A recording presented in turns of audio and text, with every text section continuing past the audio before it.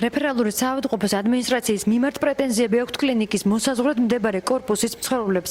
ოძელაშვილის ქუჩაზე მდებარე 5-სართულიანი კორპუსის მობინადრეები აცხადებენ, რომ საავადმყოფოს ეზოს სანიაღრე არხი არ გააჩნია და გაწვიმებისას მათი ეზო მუდმივად იტყორება. კლინიკის ტერიტორიაზე პაციენტის თანხმლებ პირებს კი არც პარკინგის და არც საპირფარეშოებით სარგებლობის უფლებას აძლევენ, რის გამოც ისინი ზარალდებიან. ბათუმის რეფერალურ საავადმყოფოში პრეტენზიებს უსაფუძვლოდ მიიჩნევენ.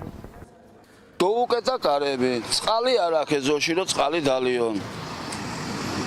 ფოდიში და საპირფარეშო არ აქვს, რომ ხალხმა შევიდეს და იგი ჰოსული ხან აგერ არის, ხან იგერა აცხოვრობს ხალხი 110 მოსახლე ცხოვრობს.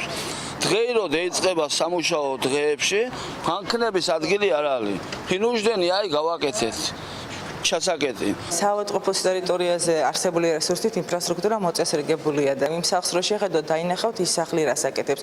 ჩვენ ძალიან დიდი დრო დაგვჭირდა იმისთვის რომ მოგვეწესრიგებინა იმ სახლის მაცხოვრებელთა კულტურა, მაგალითად არ გამოეფინათ სარეცხი ჩვენ მოაჯირზე. საპირფარეშო საავადმყოფოს პირველ სართულზე არის ძალიან დიდი რაოდენობით, რომელიც შეიძლება ყველამ გამოიყენოს.